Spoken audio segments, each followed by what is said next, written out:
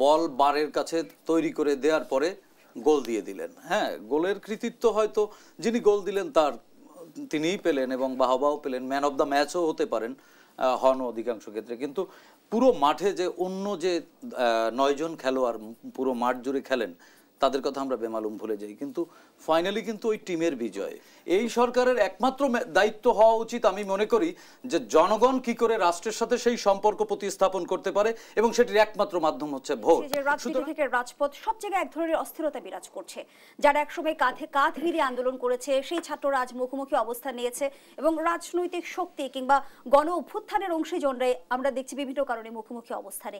এই বাস্তবতায় আমরা নির্বাচনী একটা সমাধানের পথে কিভাবে যাব? মূলত আপনি যেভাবে দেখছেন আমি বিষয়টি ওভাবে দেখছি না। আমি একটু নিচ থেকে শুরু করতে চাই। হারুন ভাই যে আলোচনা করলেন যে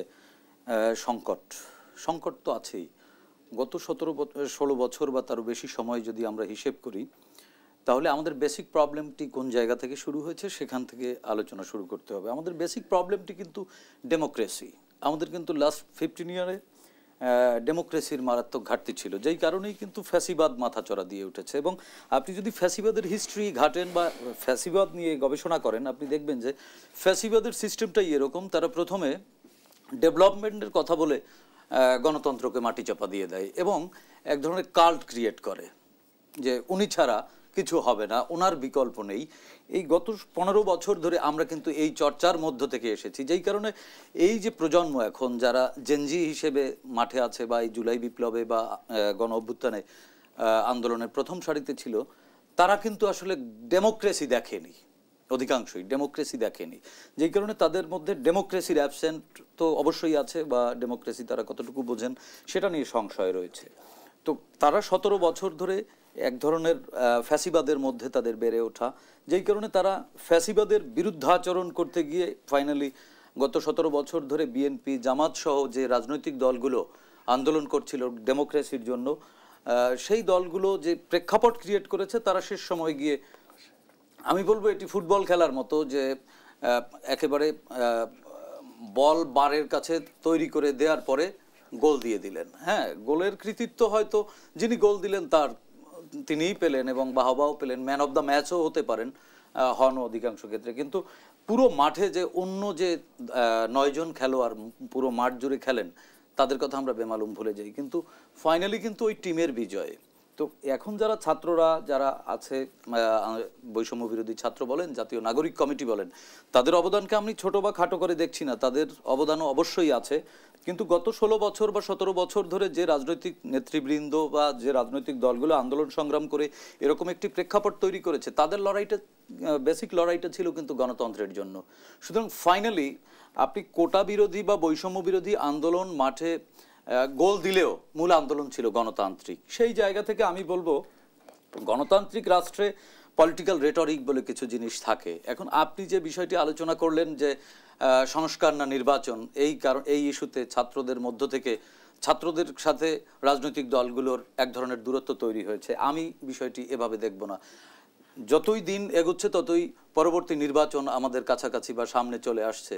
তো আগামী নির্বাচনে বিএনপি স্বাভাবিকভাবেই সাংগঠনিক দক্ষতা বলেন, সাংগঠনিক ব্যাপ্তি বলেন বা জনসম্পৃক্ততা বা জনসমর্থনের দিক থেকে অনেকটা এগিয়ে। সেক্ষেত্রে জামাত সহ অপর রাজনৈতিক দলগুলো তারাও মাঠে ছিল, গত 17 বছর ধরে আন্দোলন করেছে। তো জামাতের সাংগঠনিক ভিত বা জনসমর্থনের দিক দিয়ে বিএনপির থেকে কিছুটা পিছিয়ে, যেই কারণে পরবর্তী রেস কিন্তু নির্বাচন। সেই নির্বাচনে কে হবেন বিরোধী দল বা কে সরকার গঠন করবেন। সাইদ খান, বর্তমান সময়ে আমরা সংস্কার ঘিরে বেশি বিতর্ক দেখতে পাচ্ছি।